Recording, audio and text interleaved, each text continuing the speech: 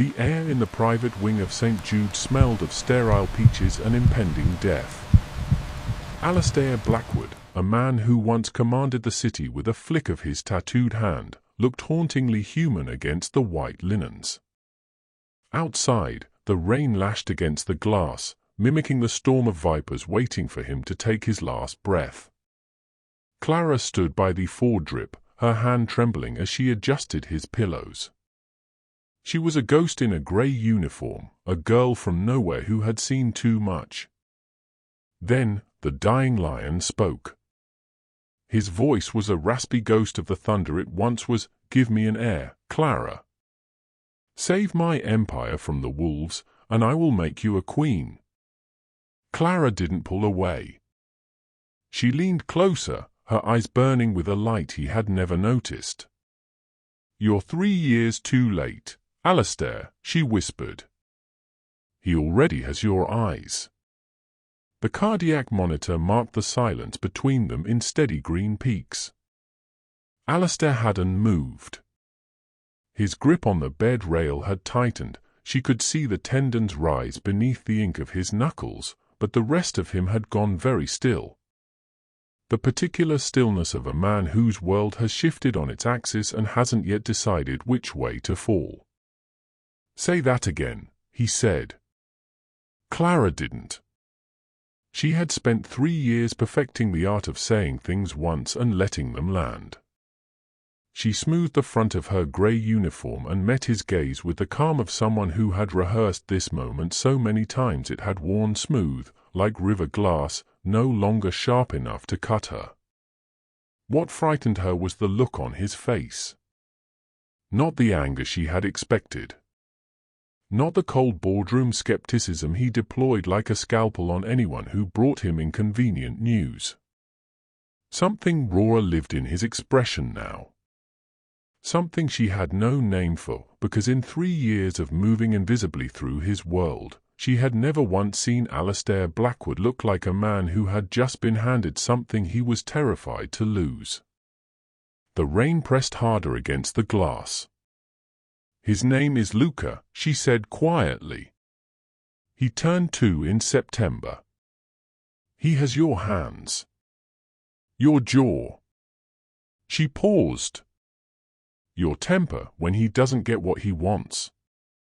Something moved across Alistair's face, a fault line, small and devastating, before the marble returned. "You're lying."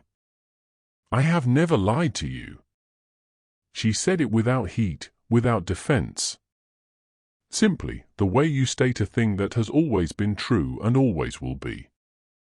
In 3 years, not once. He knew it. She watched him know it, watched the denial move through him and find no purchase, no crack to grip. His jaw tightened. The monitor beside him beeped its indifferent rhythm, marking the seconds it was costing him to process the fact that somewhere beyond the rain-soaked glass, beyond the city and its circling wolves, there was a child with his blood in his veins that the world knew nothing about. "How?" he said finally. Not an accusation. Almost, and this undid her slightly, almost a plea. Clara folded her hands in front of her, the gesture so habitual, so maid-like, that she caught herself doing it and almost laughed. "Old armor." She let her hands fall to her sides instead. "The Hargrove dinner," she said. 3 years ago. November. She watched him search his memory. Watched the night surface in his eyes, the black-tie charity event at the Hargrove estate, the kind of evening where powerful men performed generosity for photographers and drank themselves honest by midnight. She had been assigned to work the private floor that night, moving between the rooms with trays and fresh linens, invisible as wallpaper. His usual staff had been stretched thin. She had been borrowed from the household pool. She had found him alone in the library at 11:30. Not drunk, Alistair Blackwood was never drunk, not precisely, but quieter than she had ever seen him. The night had cost him something. She had never found out what. She hadn't asked. She had simply set down the tray, and he had looked up, and for the first and only time in their strange professional proximity, he had looked at her, truly looked, as though seeing her for the first time, and said, "Stay." She had stayed. She was not proud of how little it had taken. One word from that voice, in that room, with the rain doing then exactly what it was doing now. 3 years of careful invisibility dissolved in a single evening.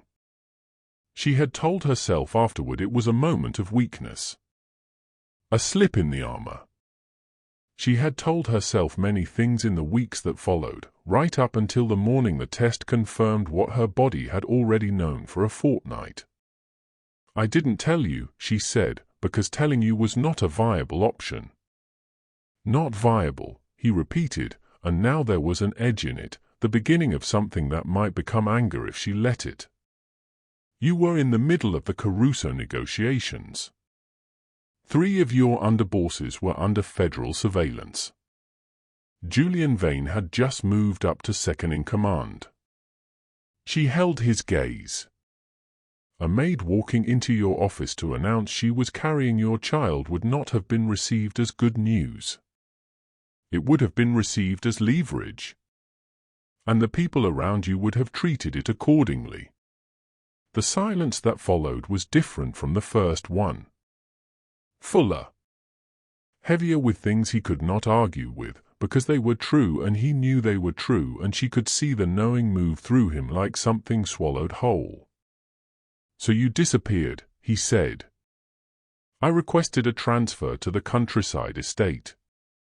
Mrs. Harlow was retiring, they needed a replacement housekeeper. It was clean. Unremarkable. No one looked twice." She paused. "I gave birth in a small hospital 40 minutes from the estate. I registered him under my name. Luca James Whitlock." Another pause, smaller, more careful. "I considered giving him yours. I decided against it." "For his protection," Alastair said. It wasn't quite a question. "For his protection," she confirmed. The bed rail creaked faintly as his grip adjusted. Outside, a car moved slowly through the rain-soaked street below, its headlights dragging pale light across the ceiling. Clara watched Alastair's face in that borrowed illumination, the geography of it, the places where illness had carved new lines into the architecture she had spent 3 years cataloguing from a careful distance. He looked older than 41. He looked, in this moment, almost ordinary. "Tell me about him," Alastair said. It was perhaps the last thing she had expected him to say. She had prepared for rage, for interrogation, for the cold procedural efficiency with which he handled crises. She had not prepared for the quiet in his voice when he said it. The naked quality of it. Clara was quiet for a moment.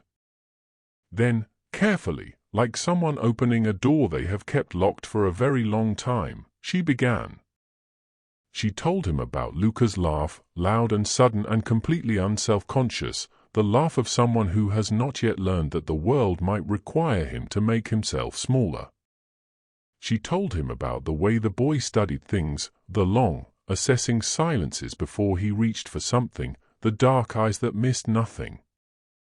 She told him about the toy soldiers lined in precise formation along the windowsill of his room. About the way he slept with one fist curled beneath his chin, exactly, she realized only months later, the way his father slept in every press photograph she had ever avoided looking at too closely. Alastair listened without interrupting. Without moving. The cardiac monitor kept its quiet count. The rain kept its assault on the glass. And Clara kept talking, her voice low and steady, filling the sterile room with the small, ordinary details of a life that existed because of one unguarded night and 3 years of determined silence, a life that was now, whether she was ready or not, about to become the most dangerous thing in Alistair Blackwood's empire. When she finished, the room held them both for a long moment. Then Alistair said, very quietly, "I want to see him." Outside, the Vipers circled on. Julian Vane arrived at 9:15. Clara heard him before she saw him, the particular quality of silence that preceded him down a corridor, the way conversation stopped and postures adjusted, the subtle atmospheric shift of a room rearranging itself around a new and colder gravity. She had observed this phenomenon many times in 3 years of watching powerful men move through spaces that feared them. Julian Vane was not the most powerful man she had encountered. But he was, she had always privately concluded, the most dangerous. Power could be inherited, seized, performed. Danger was a different thing entirely. Danger was temperamental, innate. She was changing the water in the bedside vase, white lilies, sent by someone whose name she hadn't been told, which was itself information, when the door to room 14 opened and he walked in. Julian Vane was 43 years old and built like a question no one wanted answered. Tall, pale, impeccably dressed in a charcoal suit that cost more than Clara's monthly salary, with eyes the color of dirty ice and a smile he deployed the way other men deployed weapons, precisely, economically, and always with an intended casualty. He had been Alistair's second-in-command for 18 months. In that time, Clara had watched him study every room he entered the way a chess player studies an endgame. She had also watched him study her, once, at a staff briefing 2 years ago, a single sweeping assessment, the kind that catalogued and dismissed in the same motion, and she had understood then that to Julian Vane, she was furniture. Useful, replaceable furniture. She intended to keep it that way. Alistair. He crossed the room with the unhurried ease of a man who had long ago decided that urgency was beneath him, and settled into the chair beside the bed with the proprietary comfort of someone sitting in a seat they already considered their own. "You look terrible." "You look pleased about it," Alistair said. Vane's smile didn't waver. "I look concerned." "There's a difference." He set a slim leather portfolio on the armrest and laced his fingers over it. "The Morano account is asking questions. The Caruso arrangement is 48 hours from expiring without a signature. And 3 of the outer district managers have requested an emergency convening." A pause, measured and deliberate. "In your absence." "My absence is temporary." "Of course it is." The smile again.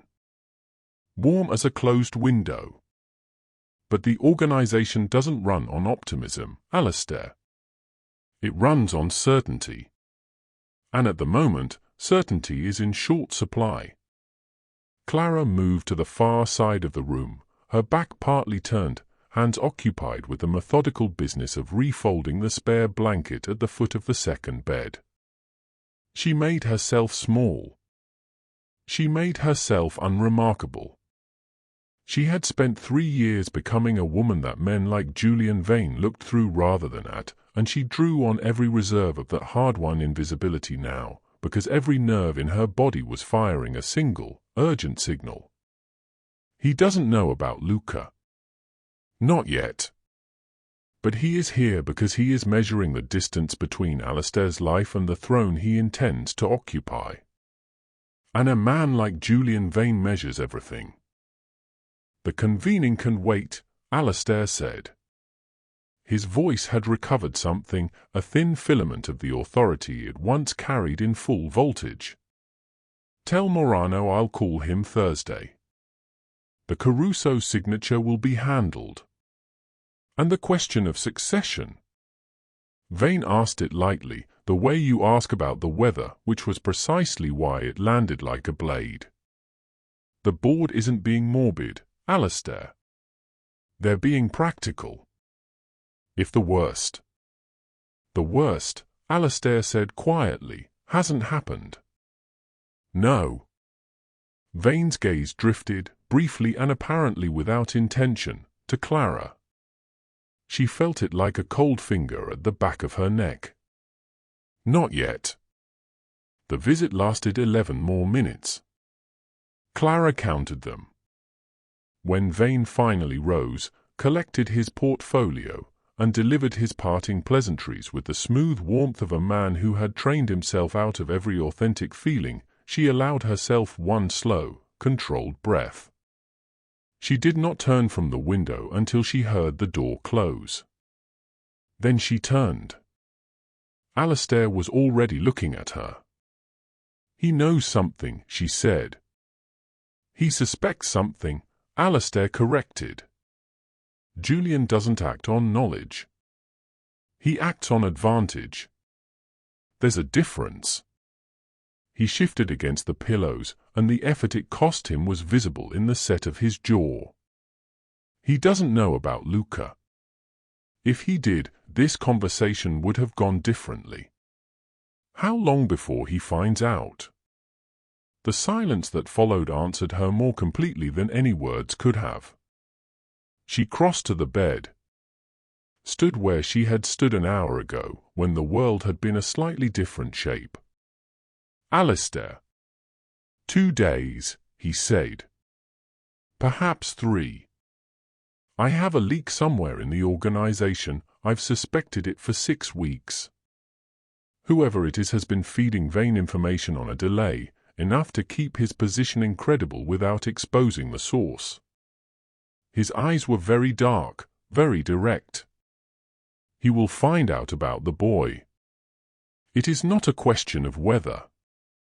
It is a question of when, and whether we have moved first. Clara felt the word "we" settle somewhere in her chest, unfamiliar, slightly too heavy, like a coat that belonged to someone else. She did not examine it. There was no time to examine it. The estate, she said. The Blackwood estate has a security apparatus that this hospital does not. 12-man rotation, perimeter surveillance, a safe room on the lower level that even my most senior people don't have access to. He paused. Luca needs to be inside those walls. So do you. You're discharging yourself. Against medical advice, yes. Your organ function is at 11%. I'm aware of what my organ function is, Clara. She looked at him, this diminished, furious, frightened man in his hospital gown with his tattooed hands and his empire crumbling at the edges, and felt something move through her that she was not prepared to name. Not sympathy, exactly. Not the old careful warmth she had spent 3 years burying under professionalism and necessity. Something more complicated. Something that had a child's face in it. There's a woman in the village, she said finally. Mrs. Abernethy. She watches Luca when I'm away. She doesn't ask questions. A beat. I'll need 2 hours. Something shifted in Alastair's face. Not gratitude, he would not know how to show gratitude without it costing him something, but a loosening, fractional and almost imperceptible, of the grip he kept on himself at all times. I'll have a car at the rear entrance in 90 minutes, he said. Unmarked. One of mine, no one Vane has touched. Clara nodded. She moved to collect her bag from the chair by the door, and she was nearly through it when his voice stopped her. Clara! She turned. Alastair Blackwood, the dying lion of the most feared criminal empire in the city, looked at her from his hospital bed with those dark, exhausted, newly complicated eyes. Don't let him out of your sight, he said. Not for a second. She didn't tell him she hadn't let Luca out of her sight in 2 years. She didn't tell him that keeping their son alive and invisible and untouchable had been the entire architecture of her existence since the morning she'd first held him, and understood, with a clarity that went beyond instinct, exactly what kind of world he had been born into.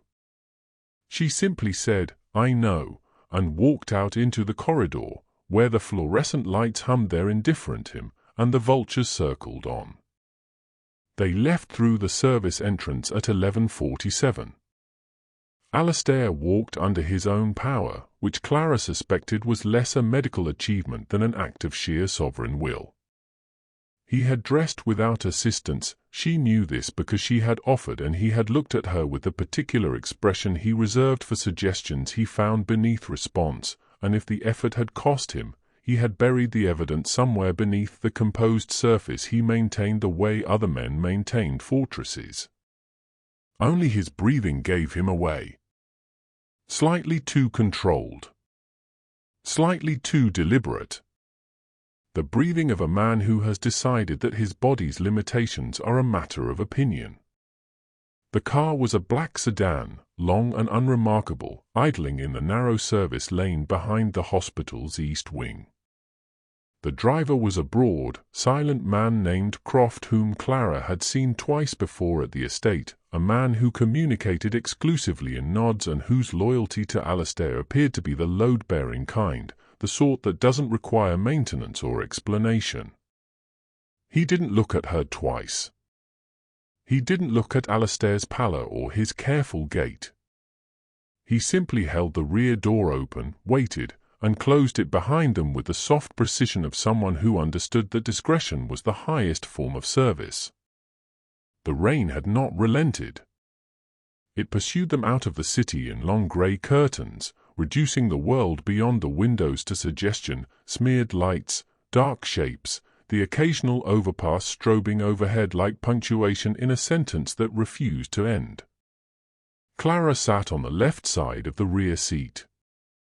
Alastair sat on the right. Between them, approximately 14 inches of leather upholstery maintained what remained of the professional arrangement they had spent 3 years constructing and one evening, and then one conversation, entirely dismantling. She was aware of him in a way she had been carefully not being aware of him for 3 years. This was the problem with walls, she thought. You didn't notice how much work they were doing until they developed a crack. "How long to the estate?" she asked. "An hour 40, in this weather." Alastair's voice was low, pitched for the space between them. Croft had raised the privacy partition without being asked. "We'll collect Luca first." "Mrs. Abernethy." "Mrs. Abernethy will be compensated for the disruption. She'll be asked to sign a confidentiality agreement. She's 71 years old and bakes her own bread," Clara said. "I don't think she's planning to sell the story." Something moved at the corner of Alastair's mouth. Not quite a smile, she wasn't sure his face remembered how to make one without irony in it, but the shadow of something that might have been one, in different circumstances. In a different life. "Nevertheless," he said. "Nevertheless," she agreed. The city thinned around them. The sodium lights gave way to the longer, darker intervals of country roads, and the rain shifted register, less assault now, more conversation, drumming a low and steady rhythm against the roof of the car. Clara watched the dark fields move past the window and tried not to think about how close he was. How the car smelled faintly of the cedar and something darker that she associated specifically and inconveniently with him. How 3 years of careful professional distance had been a choice she had made every single day, deliberately, the way you choose not to look directly at something bright. "You changed your hair," he said. She turned from the window. He was looking at her with an expression she couldn't immediately classify, not the calculating assessment of a man managing a situation, but something quieter. Something that had slipped through whatever gap the evening had opened in his composure. 2 years ago, she said. I noticed. The admission arrived without apparent intention, the way honest things sometimes do, slipping out ahead of the editorial process, landing in the air between them before either party has approved the release. She watched him register what he'd said. Watched him decide, apparently, not to retrieve it. You noticed, she said carefully. I notice most things. A pause. Then, with something that cost him slightly more than he wanted it to, I noticed more things than I acted on. Clara held very still. This was new territory, not the professional landscape she had memorized over 3 years, not the charged unfamiliarity of the hospital room, but something else. Something that existed in the narrow, rain-dark space between who they had been to each other and who they were now being forced to become. That night, she said. At Hargrove's. You said stay. Yes. You never mentioned it again. No. I assumed. She stopped. Recalibrated. I didn't know what to assume. Alistair turned his head toward the window, and for a long moment he was simply a profile against the streaming dark, the hard line of his jaw, the faint pulse at his throat, the ink that climbed his neck and disappeared into his collar.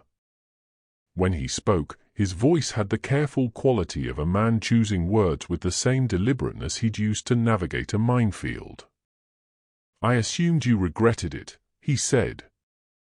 You were very thorough about pretending it hadn't happened. I was protecting myself. I know that now. He turned back.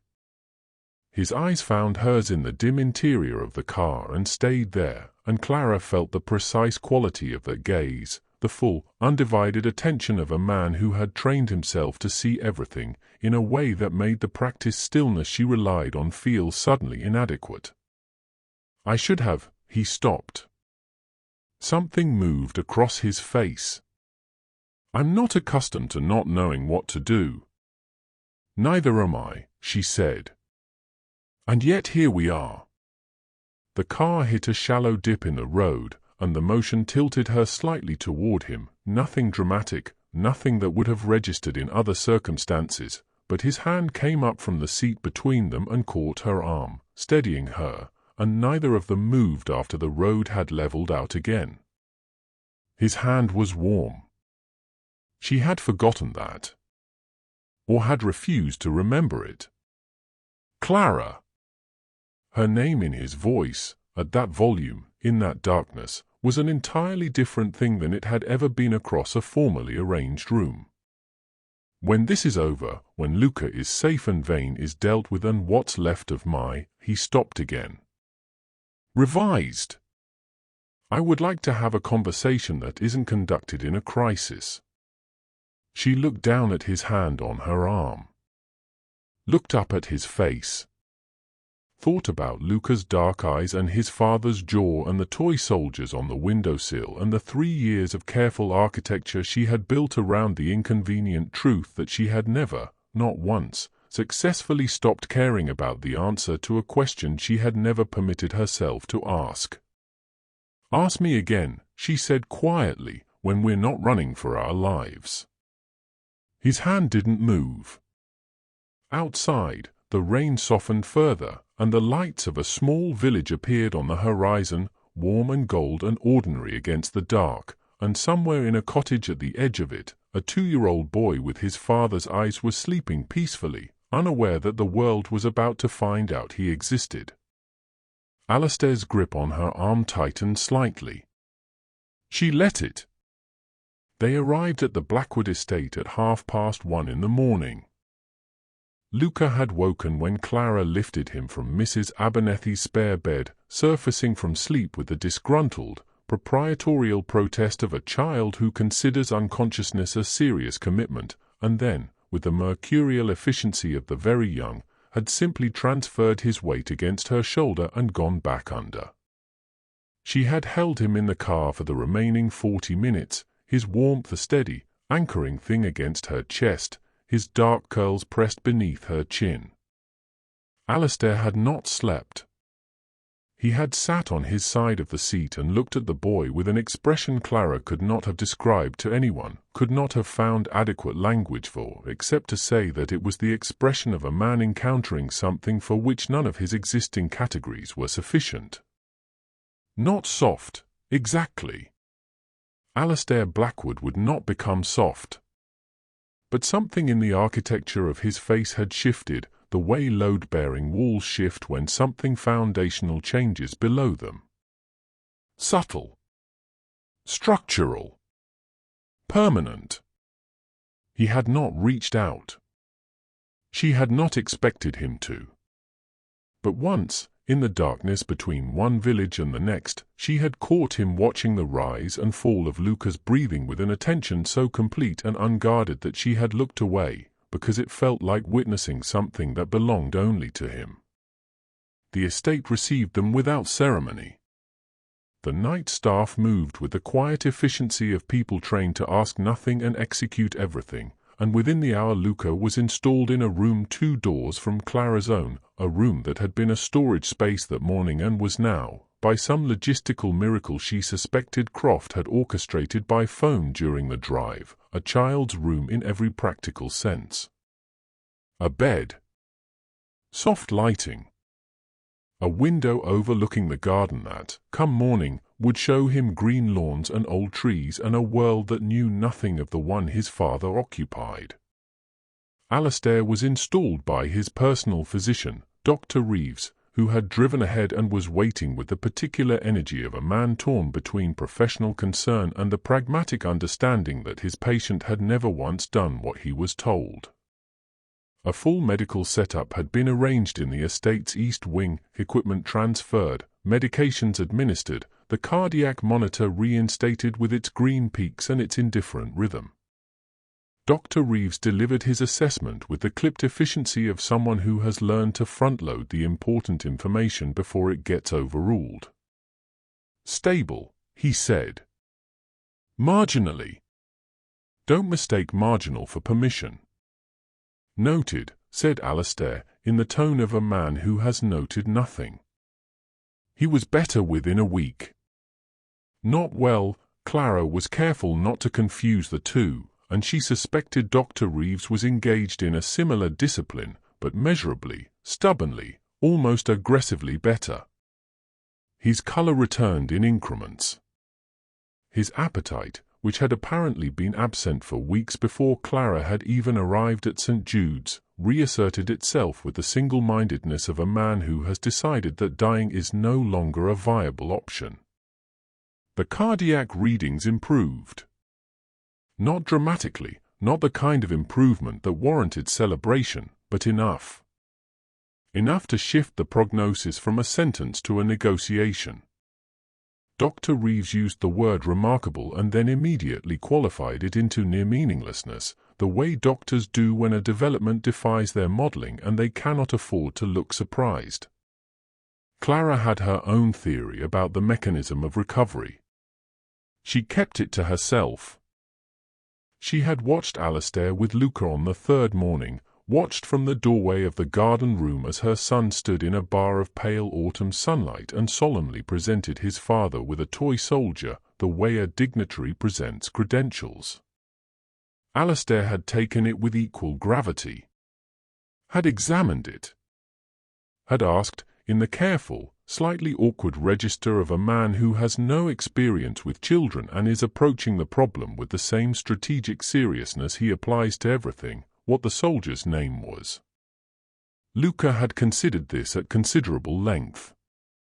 Soldier, he had finally announced, with the confidence of someone who finds the question self-evident.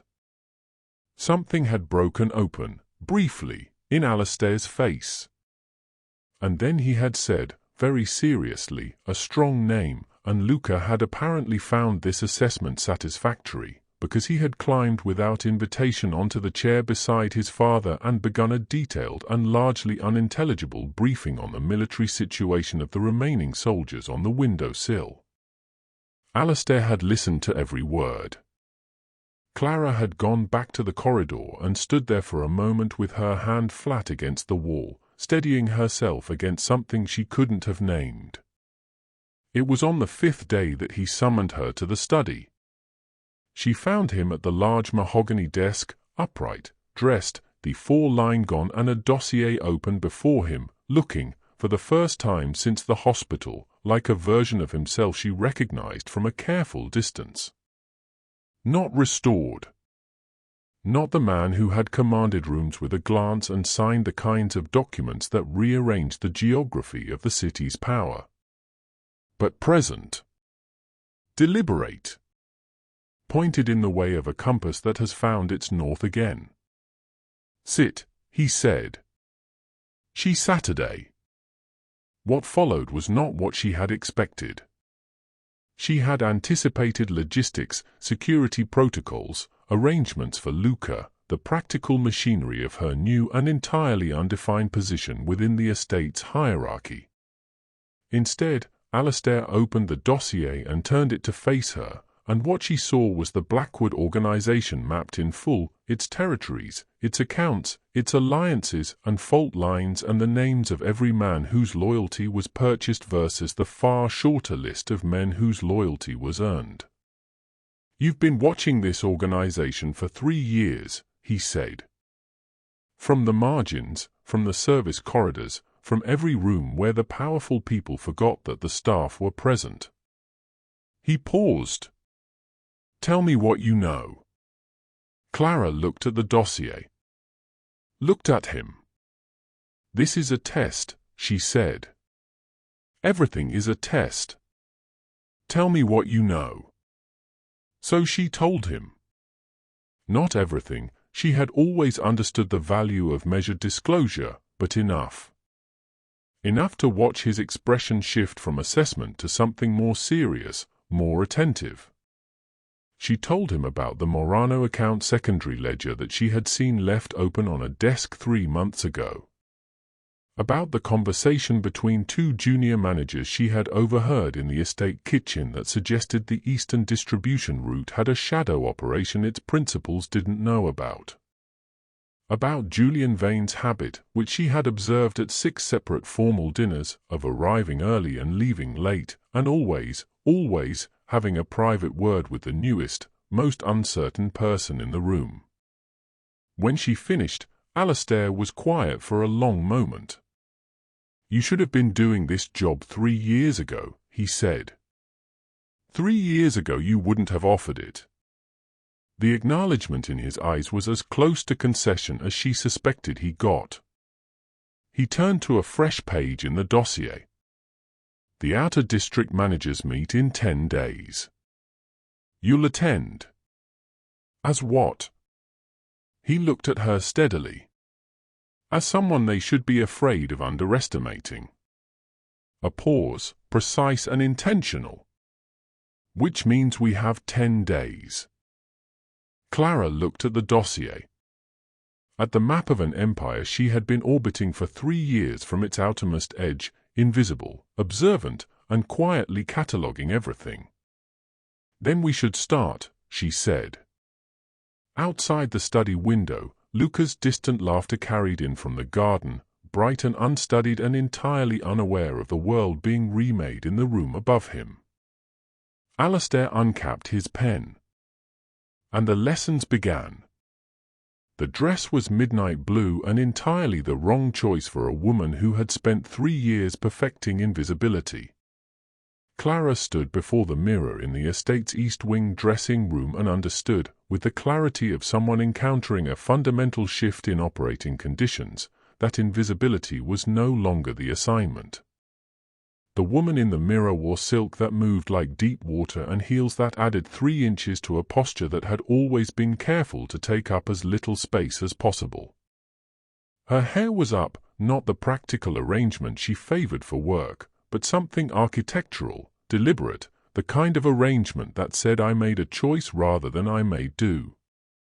The estate's housekeeper, Mrs. Dray, had sent a jeweler from the city that afternoon. Clara had declined everything except a single thing, a slim gold bracelet, understated, quiet. armor that didn't announce itself. Alastair had looked at her for a long moment when she'd come downstairs and said nothing, which she was learning was his highest register of approval. The dinner was held at Radcliffe House, the city centre residence of Dominic Farrow, a man who occupied that particular stratum of power where criminal enterprise and legitimate business had been laundered into indistinguishability over several generations of careful inheritance. Farrow was not Blackwood organization. He was adjacent, a man who profited from proximity to power and was perpetually, carefully auditioning for a closer position. He had sent Alastair 3 separate get-well arrangements during the hospitalization, each more lavish than the last. Alastair had described this as the behavior of a man measuring the depth of a wound. Tonight's dinner was nominally celebratory. A property acquisition. 11 guests, all of whom would arrive knowing that Alastair Blackwood had brought a woman, the story already moving through certain circles in the particular way that stories move when powerful people find them useful, and every one of them would spend the evening trying to determine what she was, what she knew, and whether she constituted a threat or an opportunity. Clara had spent 10 days preparing for exactly this. Alastair had given her dossiers.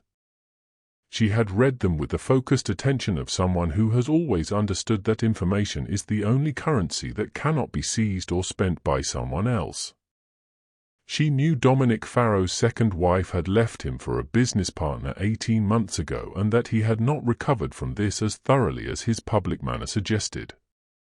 She knew that a man named Gerald Holt, shipping interests, Hargrove adjacent, angular smile, had been quietly repositioning assets in a direction that suggested he anticipated a change in the Blackwood organization's leadership in the near term. She knew that a woman named Sophia Crane, Farrow's legal counsel and the most formidable person likely to be in the room, had built her career on identifying weakness and had a particular talent for finding it in people who believed themselves adequately concealed. She knew all of this.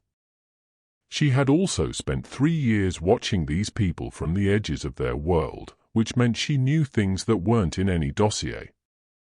The small human data, who drank too quickly, who watched the door, who needed to be the most interesting person in their immediate vicinity, who smiled with their mouth while their eyes conducted a separate and more truthful conversation entirely. She arrived on Alastair's arm and felt the room adjust. Not dramatically. These were practiced people, fluent in the performance of indifference.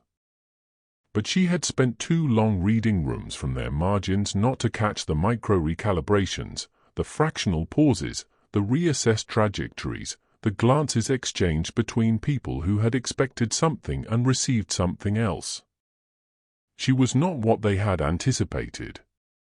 She understood this and filed it as an advantage.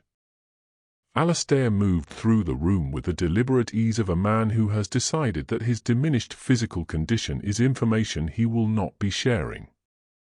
He was impeccable, the dark suit, the particular stillness that powerful men wear like a second skin, and if the evening cost him effort, none of it reached his surface.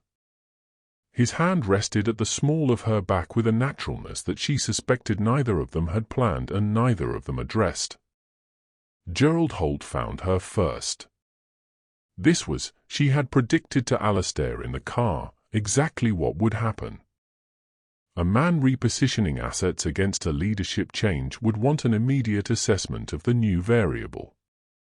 He would come to her rather than Alastair because approaching the principal directly required a declaration of intent, while approaching the woman allowed plausible informality.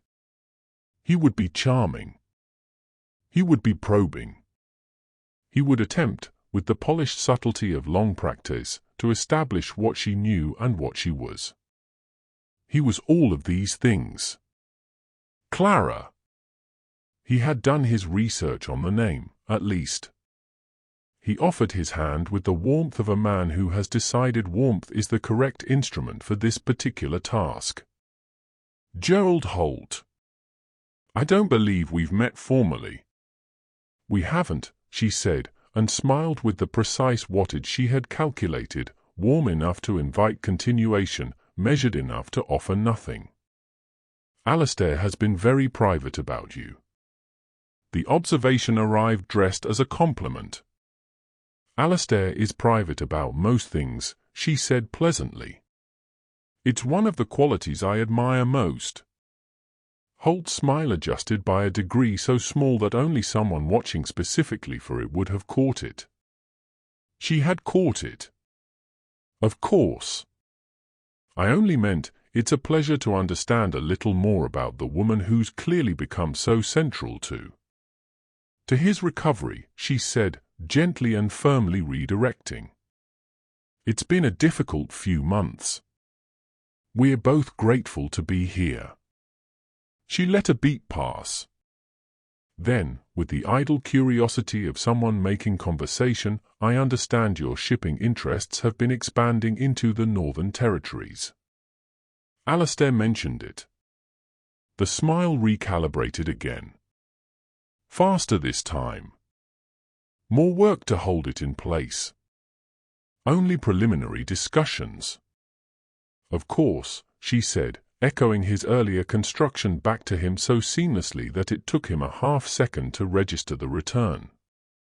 I imagine everything feels preliminary until it doesn't. Do you know Sophia Crane? I've been wanting to speak with her all evening. Would you excuse me? She left him with a full glass and a conversation he hadn't finished, and crossed the room to Sophia Crane with the unhurried confidence of someone who has decided that this is, in fact, her room. Sophia Crane was 50, sharp-eyed, and visibly accustomed to being underestimated by people who then regretted it. She looked at Clara with an assessment so frank and unadorned that Clara felt a reflexive respect for the absence of performance. You're not what I expected, Crane said. No one here is, Clara replied. But you come closest. A pause. Then Sophia Crane laughed, genuine, brief, the laugh of someone who is rarely surprised. Alistair taught you that. Alistair confirmed it, Clara said. I already knew. Across the room, she felt Alistair watching her. She didn't turn. She didn't need to. She could read his attention the way she had always read rooms, by its quality, its weight, the particular texture of a gaze that had stopped being supervisory somewhere between the car and this moment and become something else entirely. Later, in the car home, he said nothing for a long time. Then, Holt will be making calls before midnight. I know, she said. Crane will be an ally within the week. I know that too. Another silence. Longer. The city moving past the windows in its usual indifferent pageant of light and dark. You didn't need 10 days, Alistair said quietly. Clara looked at her hands in her lap. At the slim gold bracelet catching the passing light. No, she said. But you needed to watch. In the darkness of the rear seat, she heard him exhale, something that was not quite a laugh and not quite a concession but occupied the precise territory between them, and she understood that the wall was not crumbling now. It was gone. The call came at 6:10 in the morning. Clara was in the kitchen, one of the estate's smaller ones, the one off the east corridor that the night staff used and that she had quietly claimed for early mornings because it had a window overlooking the garden and Luca liked to eat his breakfast where he could watch the birds. He was beside her now, still in his pajamas, conducting a detailed negotiation with a bowl of porridge that he had decided he didn't want and then decided he did and was now reconsidering, while Clara held her coffee with both hands and watched the pale October light move across the lawn and allowed herself, briefly and carefully, the luxury of something that felt almost like peace. Her phone screen lit up on the counter. A number she didn't recognize. she answered, because 3 years in Alistair Blackwood's orbit had taught her that unknown numbers were information and information was never optional. The voice on the other end was young, female, frightened in the way of someone who has done something they cannot undo and is only now fully understanding the dimensions of it. "Mrs. Whitlock, I need you to know that I didn't understand what they would do with it. I thought it was just, they said they only wanted to confirm he was safe, that they were concerned about the child's welfare and a fractured pause. I'm sorry. I'm so sorry. I told them where he was. I told Julian Vane's people where the boy was." Clara set down her coffee. She did not look at Luca. "When?" she said. "Last night. Around 11. "Who are you?" A brief, wretched hesitation. "Mara. I work the overnight rotation. I've been here 4 months. Her voice broke at the seam. "They knew things about my family. They said if I didn't." Clara ended the call. She stood for precisely 3 seconds in the quiet of the kitchen, with the birds moving across the garden and her son renegotiating his position on porridge, and she performed the calculation that the situation required, calmly, completely, the way Alistair had been training her to perform it. 8 hours. Vane's people had known for 8 hours. Which meant they had the location and the time to act, but had not yet acted, which meant they were waiting for something, an instruction, a window, a moment of reduced security. It meant there was still time. She picked Luca up from his chair, bowl and all, and walked briskly out of the kitchen. Alistair was already awake. He was at his desk when she came through the study door without knocking, something that would have been unthinkable 11 days ago, with Luca on her hip and the quality in her eyes that he had already learned to read as the specific register between controlled and very much not. He was on his feet before she spoke. She told him in 3 sentences. The call. The name. The 8 hours. He crossed to the door and gave 2 sharp instructions to the guard outside and then turned back, and for a moment the room held only the sounds of the estate activating around them, footsteps in corridors, the low crackle of a radio, and Luca, oblivious and proprietary, offering his father a fistful of porridge with the generosity of someone who has decided that sharing is occasionally acceptable. Alistair took it, because apparently that was something he did now, and then looked at Clara. She was already looking at him. And he must have seen something in her face that he hadn't anticipated, because the operational efficiency in his expression shifted slightly. "It was Mara Kelly's," he said. "It was not a question. I know the name. She was flagged 3 weeks ago as a possible Vane contact and I delayed." "You delayed," Clara said. The flatness of it landed in the room between them. Not an accusation performed for effect. Something worse, an accusation stated as simple fact, by a woman who has decided that there is no longer any productive use for softening. "Clara." "She had access to my son," Clara said. "She was inside this house.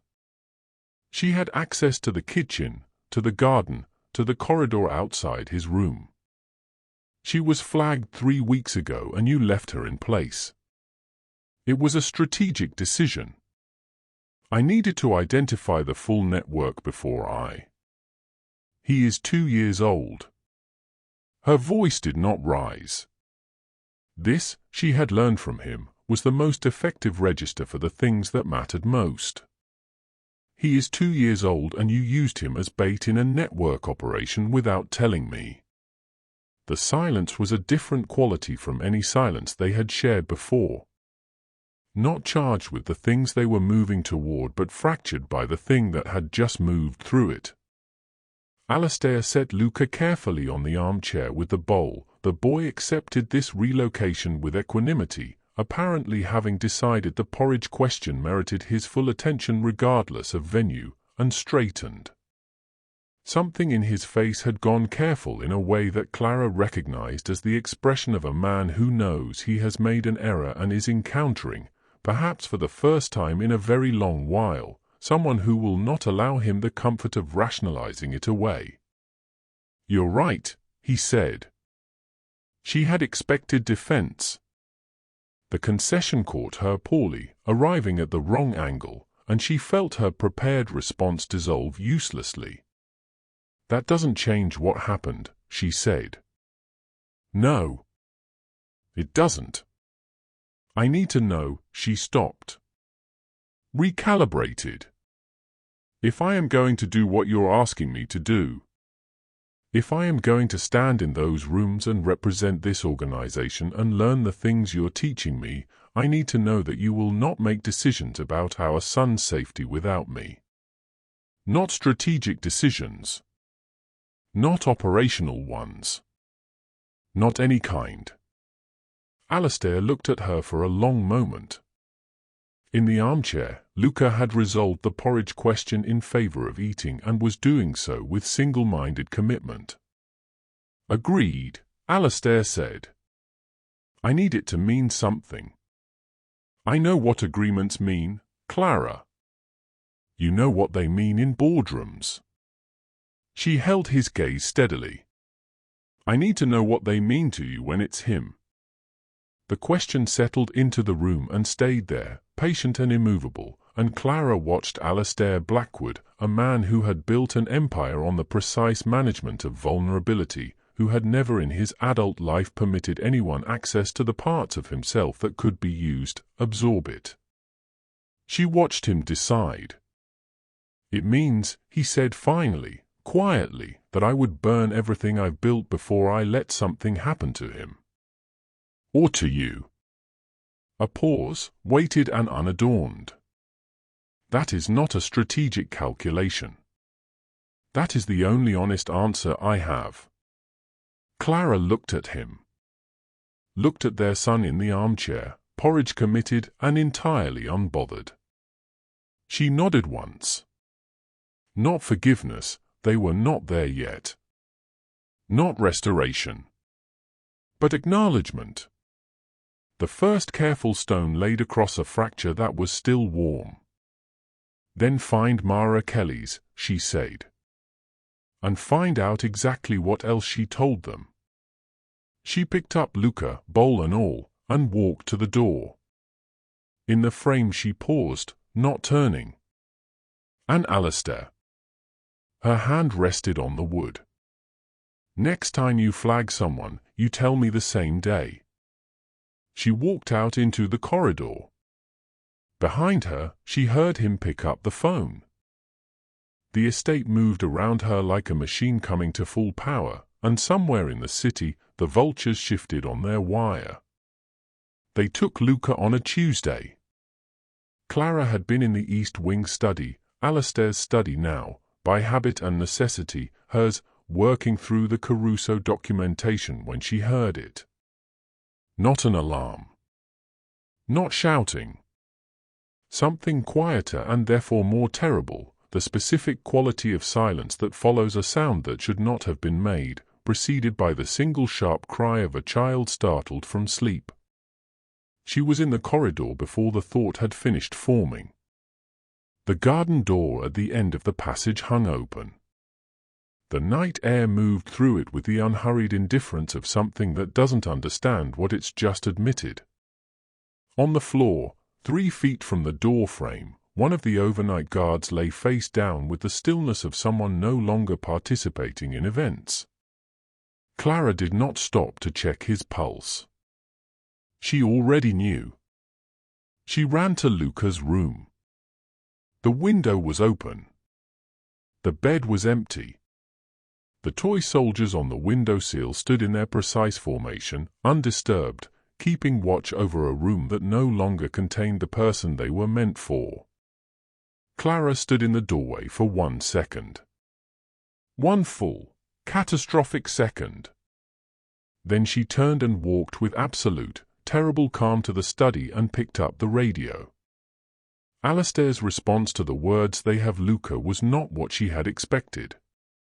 She had anticipated the operational mode, the cold efficiency, the strategic machinery engaging, because that was the instrument he reached for when the world required managing.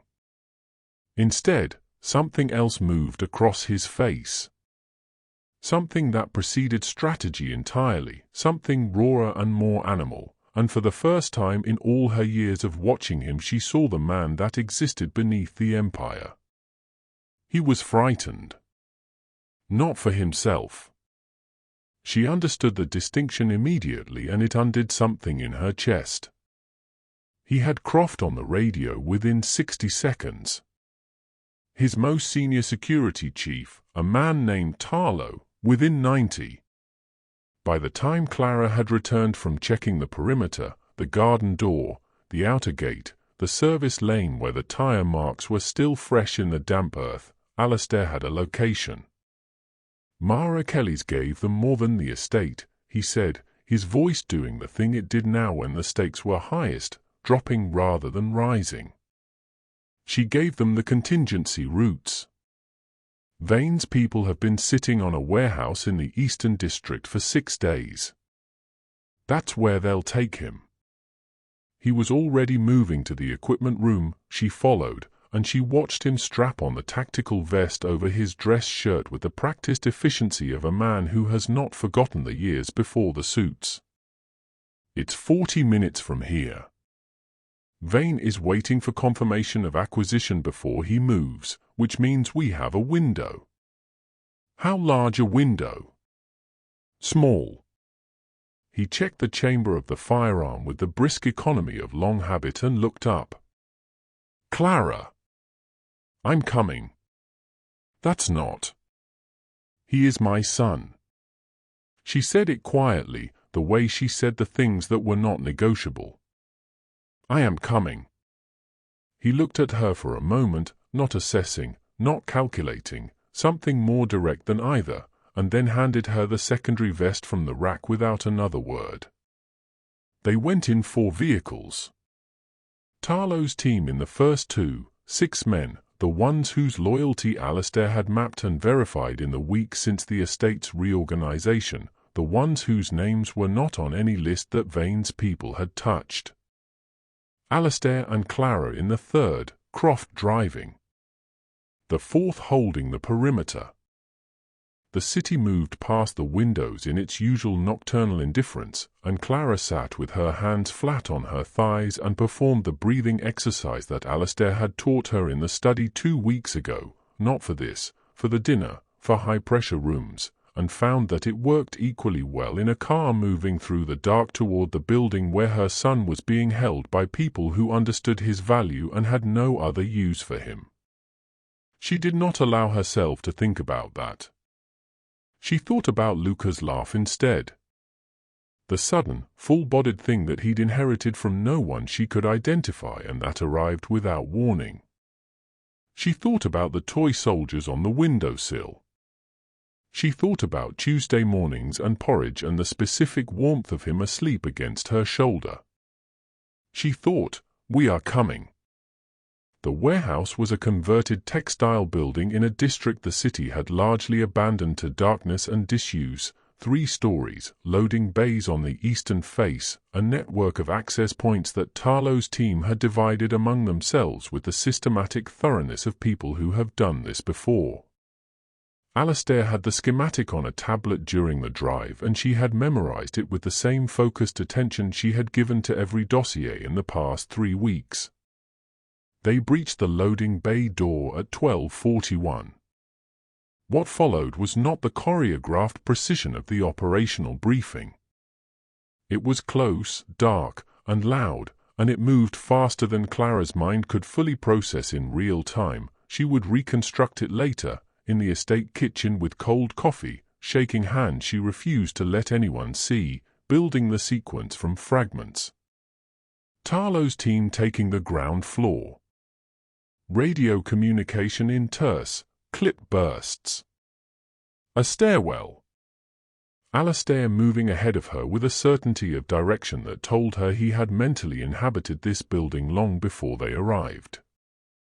The second floor. A door. And then, through the door, in a room lit by a single work lamp, Luca, wrapped in his blanket, held against the chest of a man whose name she would later learn was Ferris, Vane's acquisition operative, a man who had calculated correctly that a live child was worth more than a dead one and had therefore kept him intact, and was now discovering, from the expressions of the people entering the room, that this calculation had run its course.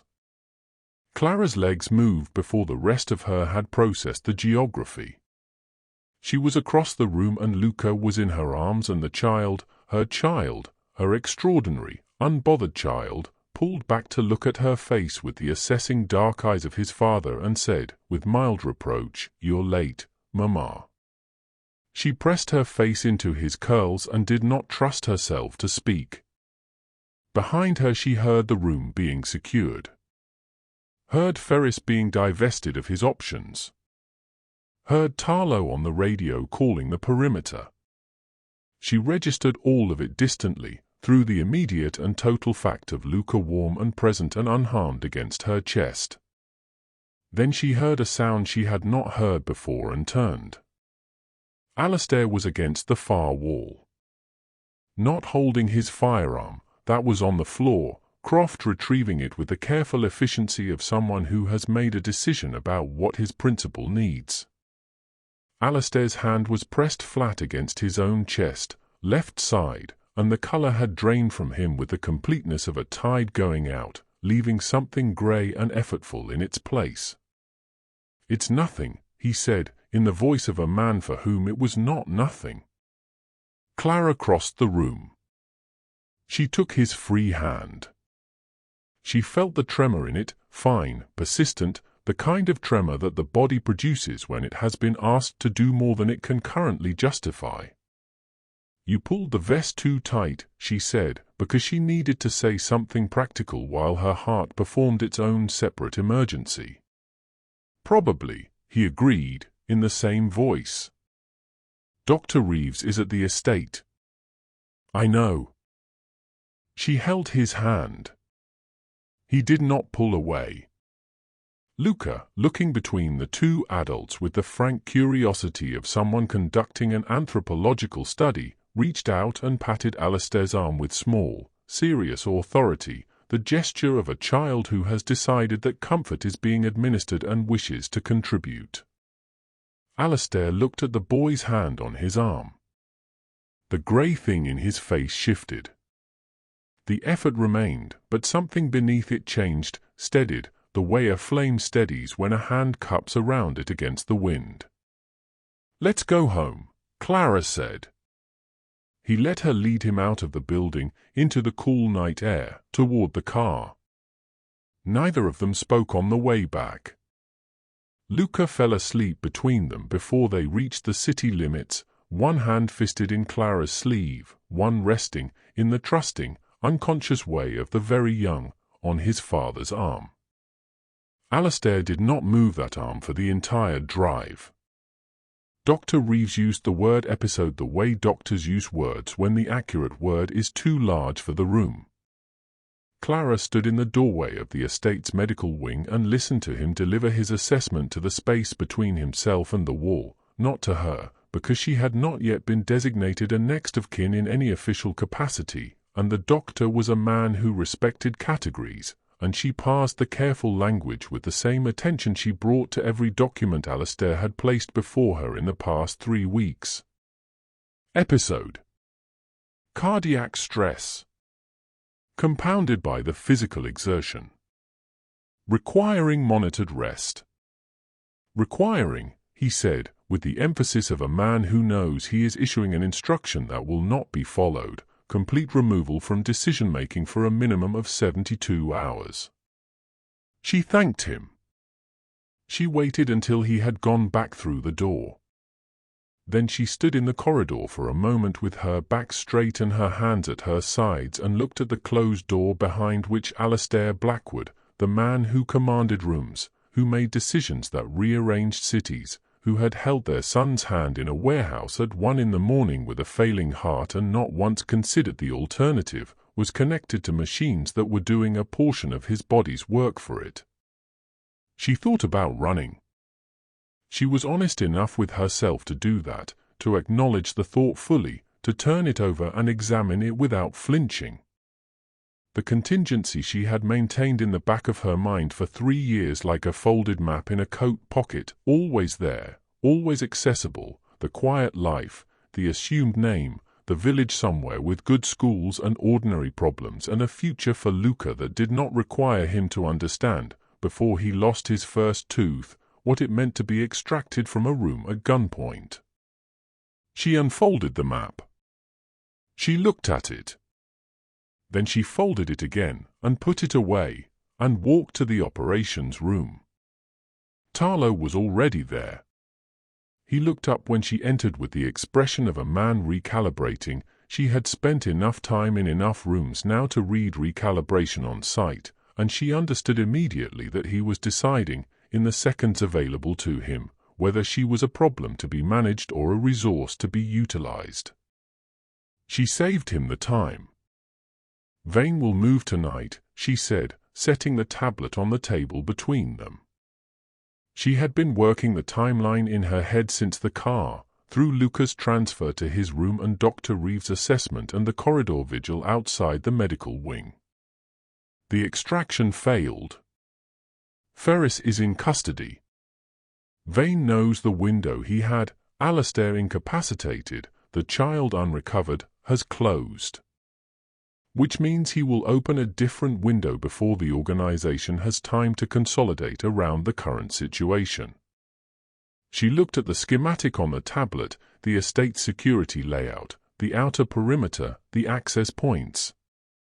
He has 4 men in the organization that we haven't formally neutralized. I need their current positions. Tarlo looked at her for a moment. A long moment. The kind that in other circumstances would have been uncomfortable and that Clara now simply waited through with the patience of someone who has learned that silence is not her problem to fill.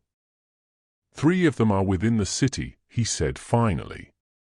The 4th is unaccounted for. The 4th is how he gets in, Clara said.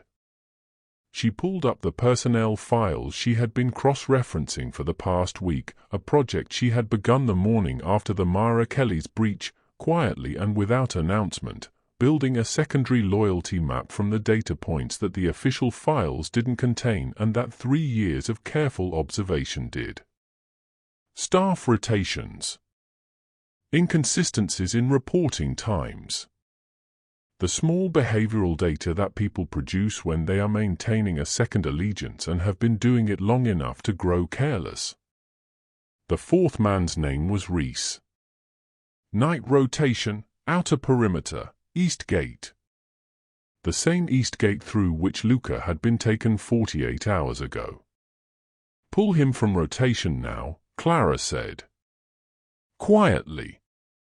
Someone he trusts gives him a reason that isn't a reason, a reassignment, equipment check, anything that gets him off that gate in the next 30 minutes without alerting him that he's been identified.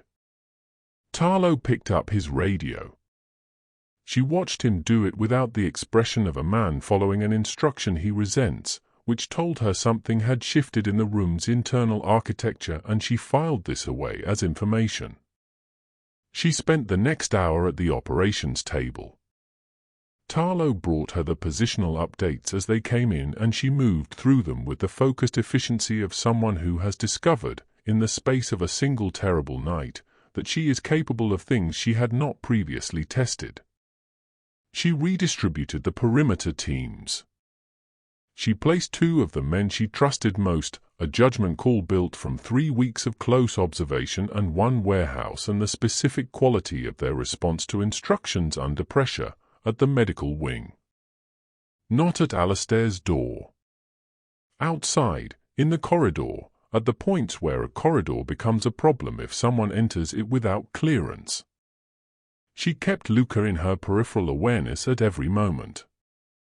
He was upstairs with Mrs. Dray, a woman whose loyalty Clara had assessed with the care she now brought to everything and found, satisfyingly, to be of the load-bearing variety. His monitor was on the tablet in the corner of the operations room. She checked it every 7 minutes without appearing to. At 2:30, Reese confirmed everything she had suspected by attempting to make a phone call from the estate's equipment room using a frequency he was not authorized to access. He was detained before the call connected. Clara stood in the doorway of the room where Tarlo's men had secured him and looked at the young, frightened face of a man who had made a calculation about which side of the coming transition was the safer bet, and she felt something settle in her, cold and clear and permanent, the feeling of a door closing on a version of herself that was no longer relevant. "Tell Vane," she said, "that the estate is fully operational. Tell him that the boy is here and well protected. And tell him," she paused, not for effect but because the next sentence required the precision she had been trained to apply, "that the woman running it would like him to come and try." Reese stared at her. "Tell him exactly that," she said, and walked back to the operations room. She went to Alistair at 4 in the morning, when the perimeter was secured and the immediate threat had contracted from critical to managed, and she had done everything that could be done with the hours available. The medical wing was quiet. She moved past the guards, her guards, she understood now, in the way she had not fully understood it until tonight, and sat in the chair beside his bed. He was awake. She had suspected he would be. "Reese," he said. "Handled. The east gate. Covered." A pause. His eyes moved across her face with the assessing intelligence that illness had reduced but not extinguished. "You've been running operations all night." "Yes." "And?" She looked at him, at the machines, at the lines, at the man beneath all of it who had given her dossiers and a seat at the table and 10 days to become something she had apparently already been. "Vane is going to come," she said. "Not tonight. But soon. And when he does, he needs to find something he didn't plan for." "Which is?" Clara looked at her hands. The slim gold bracelet caught the low light of the medical wing. She thought about the folded map in the coat pocket.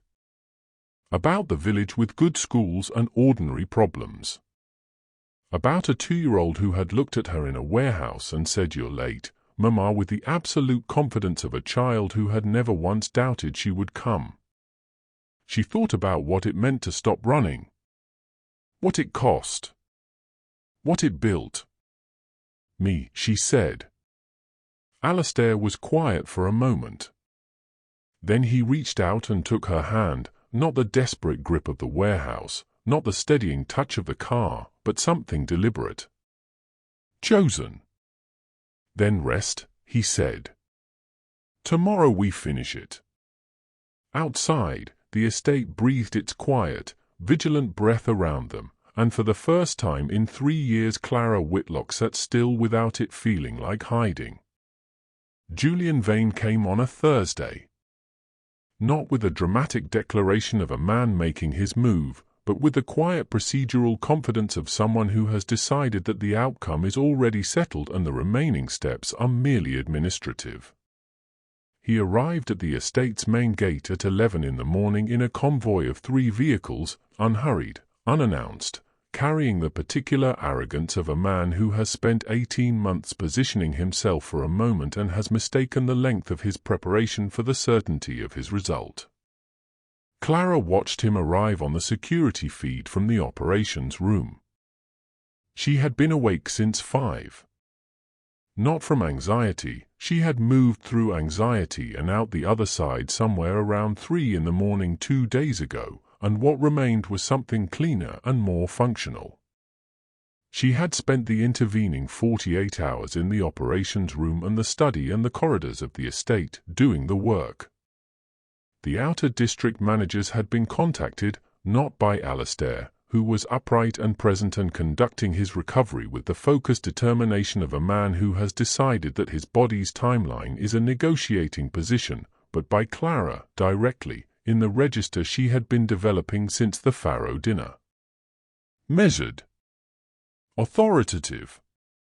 The register of someone who does not require your agreement but is extending you the courtesy of informing you. 7 of the 9 had confirmed their loyalty by Wednesday evening. The remaining 2 had not responded, which was itself a response, and she had handled it accordingly. Sophia Crane had called on Tuesday. Unprompted, brief, and entirely to the point, "I've been watching how you've managed the past week. When this is resolved, call me." Clara had thanked her and ended the call and allowed herself 30 seconds of something that felt remarkably like satisfaction before returning to the schematic on the table. Tarlo appeared in the doorway of the operations room now. "He's requesting entry." "I know," Clara said. She was already standing, already moving. "Let him in." She met Julian Vane in the estate's formal reception room, a deliberate choice, the geography of the encounter as considered as every other element of the morning. Not the operations room, which would have told him too much. Not the study, which was Alistair's ground and would have positioned her as a proxy. The reception room was neutral territory that she had spent 2 hours making thoroughly, unmistakably hers, the documents on the side table, the specific placement of the chairs, the absence of any other staff, which communicated a confidence in her own sufficiency that she understood would register before she said a single word. Vane entered and took the room in with the rapid, comprehensive assessment she had watched him perform in every space he occupied. She watched him take her in with the same assessment and saw, with a clarity born from weeks of studying this man's tells, the precise moment when his expectation met its first significant revision. She was not what he had prepared for. She was wearing charcoal, severe, architectural, the cut of someone who has decided that power is not a performance but a posture, and she was standing, not sitting, which meant he could not take the psychological geometry of looking down at her. Her hands were at her sides. The slim gold bracelet. Nothing else. "Clara," he said, with the warm, weaponized familiarity he deployed on people he had decided to underestimate. "I was hoping to speak with Alistair." "Alistair is aware of this meeting," she said. "Speak." The warmth adjusted. "Not much." He was too practiced for much. "I think we both understand that the organization is at a critical juncture. Alistair's health, the recent security failures, these are not small concerns. The outer managers are nervous. The accounts are exposed. What's needed is stability, and stability requires leadership," Clara said. "Continuity," he corrected, with the smile of a man smoothing a surface he's about to cut. "Someone the organization knows. Someone whose position is uncontested," she said. "Exactly. Then we agree." She let the silence sit for precisely long enough. "The position is uncontested. It has been since Tuesday evening, when 7 of the 9 outer managers formally confirmed their operating relationships with the estate. The Caruso arrangement was extended yesterday morning under Alistair's signature. The Morano account has been restructured under new oversight, mine, if you'd like the specific documentation." She indicated the side table without looking at it. "The 2 managers who declined to respond have been given until Friday to reconsider, after which their territories will be redistributed. This is not a negotiation, Julian. This is a briefing." Vane looked at her for a long moment. She watched the smile do its maintenance work, the muscular effort of a man keeping an instrument calibrated under conditions it wasn't designed for. "You've been busy," he said. "I have," she agreed pleasantly. "And Ferris?" "In custody. Reese also. The network you built inside this organization has been mapped completely and is in the process of being dismantled. The documentation has been prepared for the relevant authorities," or she paused, and allowed something into her expression that was not warmth and not threat but occupied the precise territory between them. "It can remain internal. That decision rests entirely on the next 10 minutes. The smile finally stopped. Underneath it was the face of a man encountering the end of a long calculation, and Clara watched him move through the stages of it, the reassessment, the search for an alternative route, the moment when the alternative routes run out, with the steady attention of someone who has been watching people in rooms for 3 years and has become, without quite planning to, exceptionally good at it. "You've been planning this since the hospital," he said. Not an accusation. Almost admiring, in the way that people who respect competence cannot entirely suppress their recognition of it even when it is aimed at them. "I've been planning this," Clara said, "since the morning I understood that the choice was not between running and staying. It was between staying invisible and stepping forward." She held his gaze. "I've stepped forward, Julian. Adjust accordingly." The room held them both for a long, still moment. Then Julian Vane straightened his cuffs, the gesture of a man in retreat performing the dignity of an exit, and set the leather portfolio on the side table with a finality that required no elaboration. "The documentation stays internal," he said. "Friday," she confirmed. "There are terms. Tarlo has them." He walked out. Clara listened to his footsteps cross the entrance hall, the front door open and close, the convoy start in the drive. She stood in the reception room until the sound of the vehicles had faded completely into the ordinary sounds of a Thursday morning, and then she breathed a single, full, unhurried breath and went to find Alistair. He was on the penthouse balcony.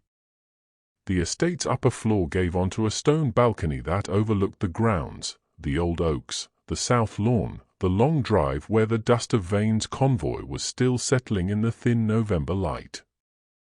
Alistair stood at the railing with both hands resting on the stone, and he was not in a suit. He was in dark trousers and a shirt with the collar open, the tattoos visible at his throat, and he looked, for perhaps the first time since she had known him, like a man who has set something heavy down and has not yet decided whether to pick it back up.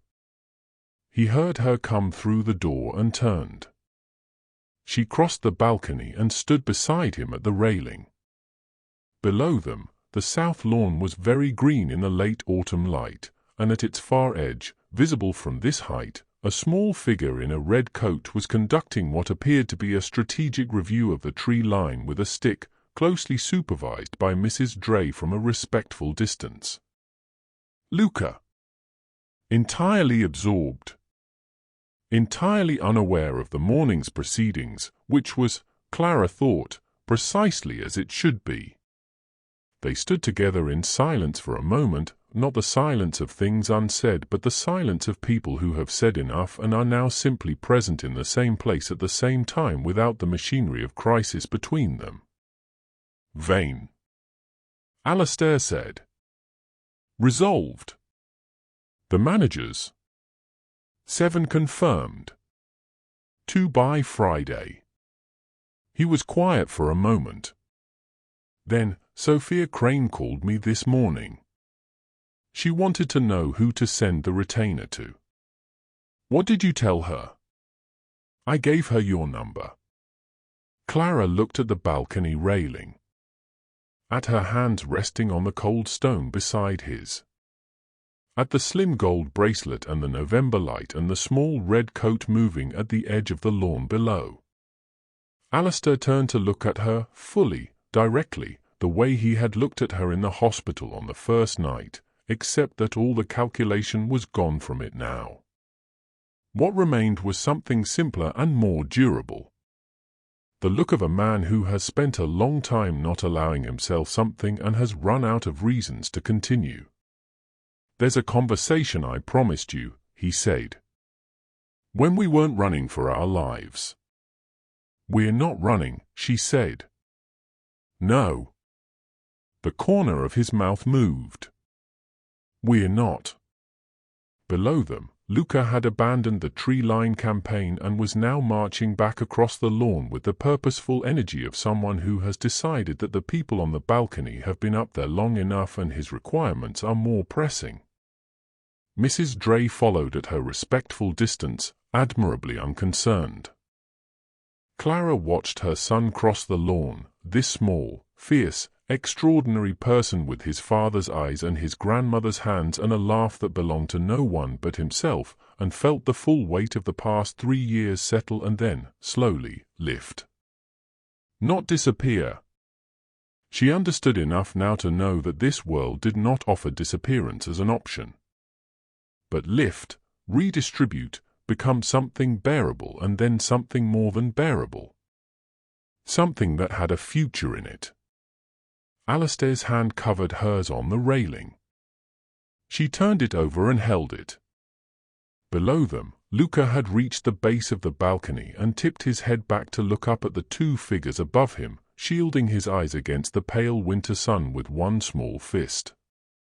"Come down," he called, with the absolute authority of someone who has never once doubted that the world will arrange itself to his specifications.